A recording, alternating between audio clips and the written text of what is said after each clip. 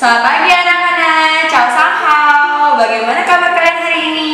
Rasa harap semua dalam keadaan yang sehat dan bersuka cita. Ayo, siapa yang sudah siap untuk mengikuti chapel hari ini? Yuk, sebelum itu kita berdoa ya. Roman Ichitaka. Kalau mau berdoa gimana?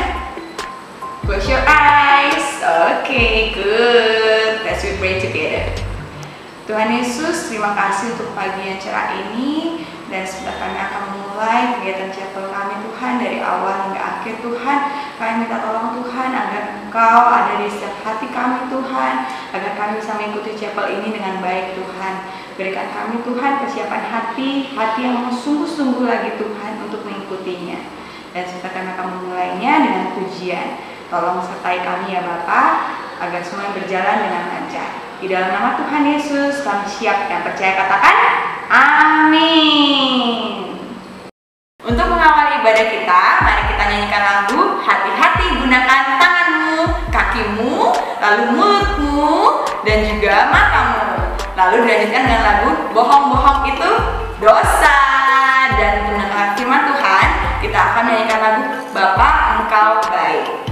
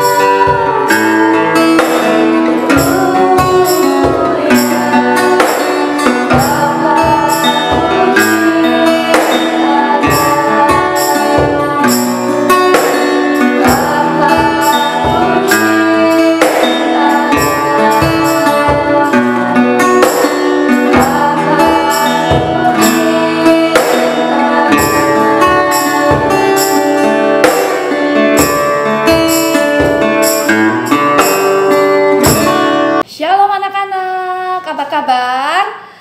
Masih dalam suasana tahun baru nih ya. Maka Miss Tio mau mengucapkan selamat tahun baru 2022.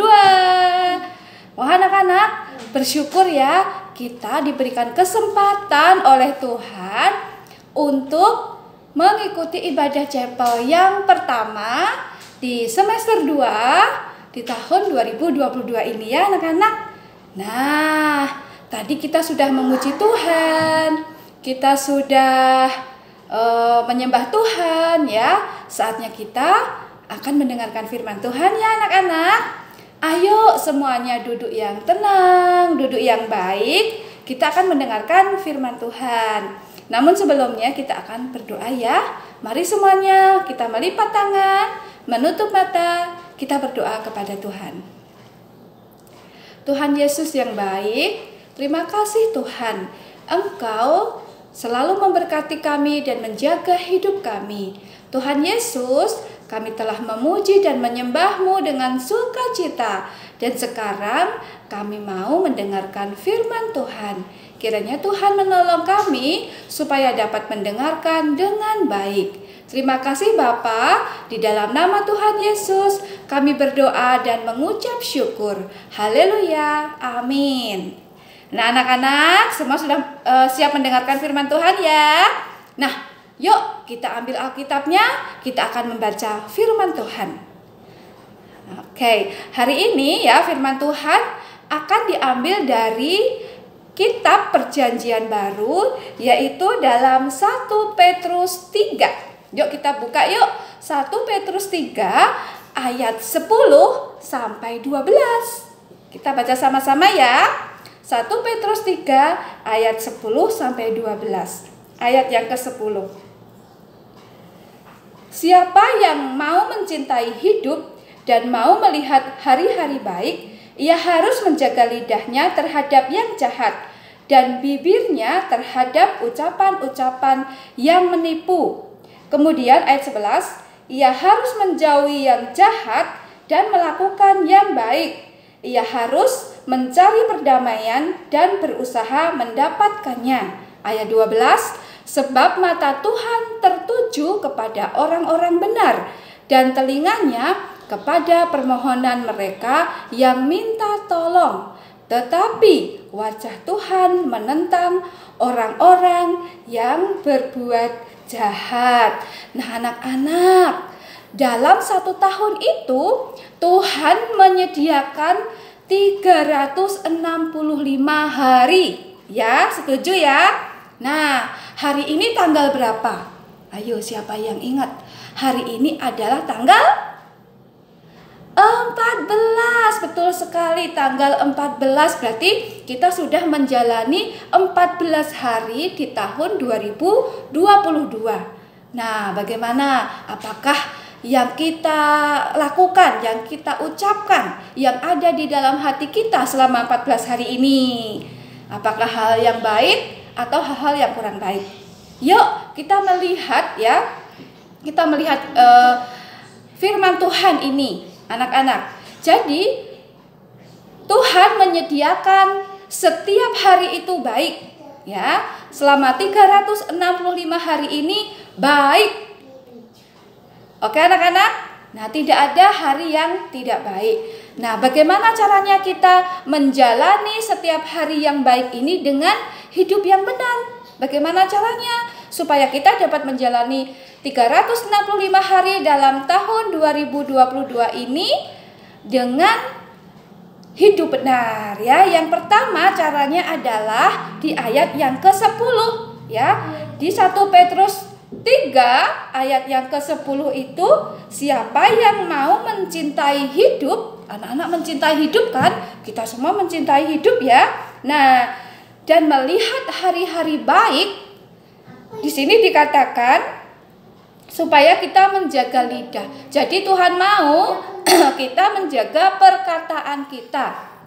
Anak-anak ingat nggak Yusuf? Yusuf itu adalah anaknya Pak Yakub. Yusuf itu anak nomor 11 dari 12 bersaudara. Nah, anak-anak, Yusuf itu anak yang baik, anak yang sangat dikasihi oleh bapaknya ya.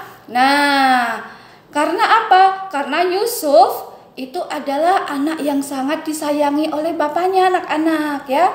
Jadi setiap harinya Yusuf itu bersama kakak-kakaknya berada di padang untuk menggembalakan kambing domba, karena itu pekerjaan keluarga mereka ya.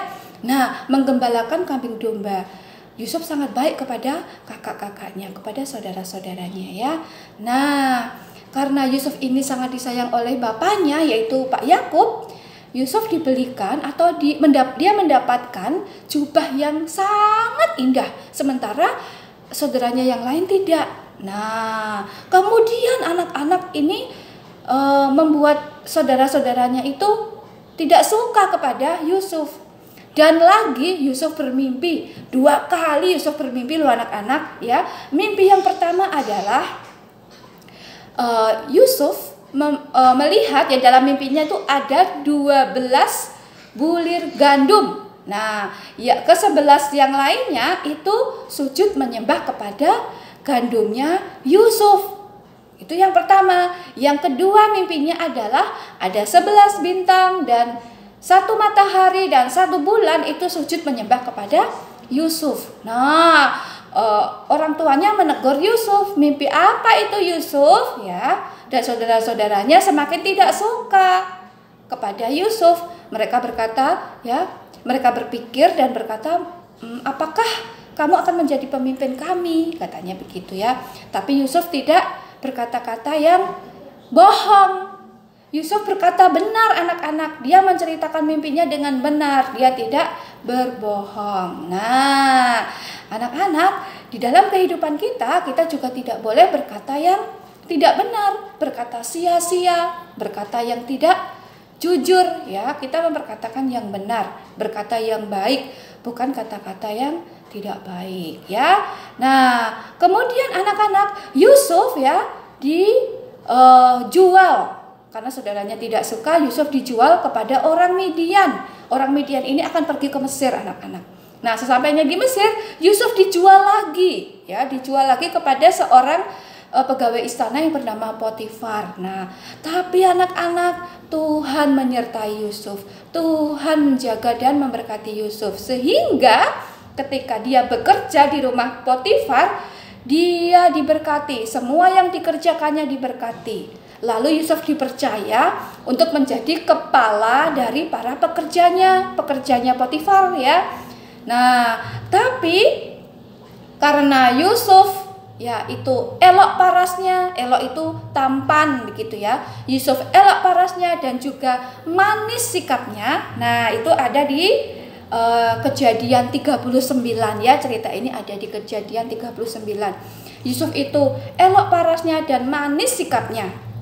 Nah, di sana Yusuf ya difitnah oleh istrinya Pak Potifar karena mau diajak berbuat dosa tetapi Yusuf tidak mau. Nah, jadi anak-anak, yang kedua bagaimana caranya kita menjalani hari-hari yang baik dengan hidup benar adalah dengan bersikap yang benar seperti Yusuf tadi, bersikap yang manis. Anak-anak, kita harus bersikap yang manis seperti Yusuf ya, melakukan yang benar. Tidak marah-marah ya, tidak berantem atau bertengkar ya. Kemudian menghormati orang lain. Walaupun orang lain memperlakukan kita tidak baik, kita harus tetap baik. Tidak membalas yang jahat dengan yang jahat, tetapi membalas yang jahat dengan yang baik. Nah, anak-anak, waktu Yusuf difitnah itu dia ditangkap loh ya, difitnah karena dituduh memaksa istrinya Pak Potifar ini melakukan dosa bersama dia, padahal dia diajak berbuat dosa tapi Yusufnya tidak mau ya. Akhirnya Yusuf ditangkap dan dipenjara. Apakah Yusuf melawan? Tidak. Ya udah, dia masuk penjara. Nah, Tuhan menyertai Yusuf ya di penjara, sehingga Yusuf dipercaya oleh kepala penjara untuk menjaga tahanan yang lain. Wow, Yusuf keren ya anak-anak ya. Nah, Tuhan memberkati Yusuf. Lalu dia juga bertemu dengan juru minuman dan juru makan ya. pegawai raja yang dimasukkan di penjara karena satu kesalahan.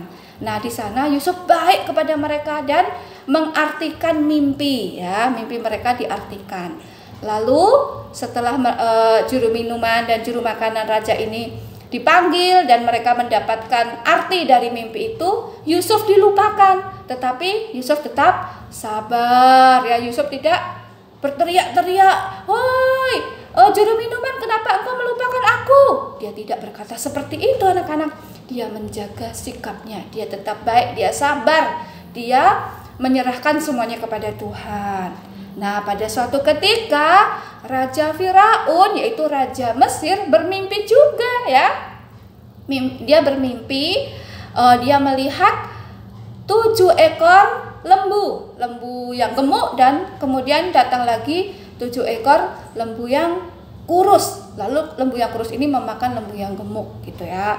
Nah, anak-anak, arti dari mimpi Firaun ini adalah akan terjadi kelaparan selama 7 tahun. Dan yang pertama akan terjadi kelimpahan. Kelimpahan itu tanaman hasil bumi itu melimpah-limpah, hasilnya banyak sekali. Itu selama 7 tahun. Kemudian akan datang kekeringan atau masa-masa sukar.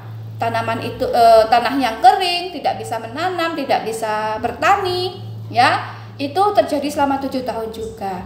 Jadi selama 7 tahun yang berkelimpahan itu harus disimpan untuk menghadapi 7 tahun yang kering itu. Nah, disitulah hikmat yang Tuhan berikan kepada Yusuf. Akhirnya Yusuf diangkat menjadi Perdana Menteri di Mesir. Wow, Yusuf menjadi orang kedua yang berkuasa di Mesir. Nah, anak-anak, setelah Yusuf setelah menjadi Perdana Menteri, ya, Yusuf mengatur segala sesuatu yang ada di Mesir. Nah, anak-anak, jadi kita harus kalau mau berhasil, mau hidup baik, kita harus menjaga sikap kita, ya, seperti Yusuf tadi, anak-anak. Nah, yang ketiga, nih, yang terakhir, ya, bagaimana supaya kita dapat menikmati hidup yang baik, menjalani hari yang baik dengan hidup yang benar. Yang ketiga adalah dengan menjaga hati, supaya hati kita tetap kudus. Nah, ceritanya lagi masih ke Yusuf, ya. Setelah Yusuf menjadi penguasa, tibalah saat kelaparan, musim kering yang 7 tahun itu, ya. Saudara-saudaranya datang dari Israel, saudara-saudara Yusuf datang untuk membeli makanan, anak-anak, ya. Karena di Israel tidak ada makanan lagi. Mereka datang ke Mesir untuk membeli makanan. Nah, mereka bertemu kan Yusuf dan saudara-saudara yang menjual dia ini, yang iri hati kepada dia ini, membeli makanan dan mereka bertemu. Nah, apakah Yusuf membalas karena dia sudah menjadi penguasa? Apakah Yusuf membalas kejahatan kakaknya itu, kakak-kakaknya? Tidak, anak-anak. Yusuf mengampuni, ya. Yusuf mengampuni kakak-kakaknya. Mereka berpelukan, mereka menangis, mereka saling merindukan, ya. Nah, jadi Yusuf menjaga hatinya. Dia tidak mau menyimpan sakit hati di hati. Itu sampah, itu kotoran, bisa membuat kita sakit, ya. Nah, jadi Yusuf membuang sakit hati itu dan dia mengampuni, ya. Nah, anak-anak, kita juga harus seperti Yusuf. Jangan menyimpan sesuatu yang tidak baik di dalam hati. Kita harus jaga hati kita dengan sesuatu yang baik. Nah, bagaimana caranya? Caranya adalah dengan membaca firman Tuhan setiap hari. Kalau kita membaca firman Tuhan setiap hari, yang masuk dalam pikiran kita, ya, itu adalah hal-hal yang baik, yang benar, sehingga hati kita juga benar dan kudus.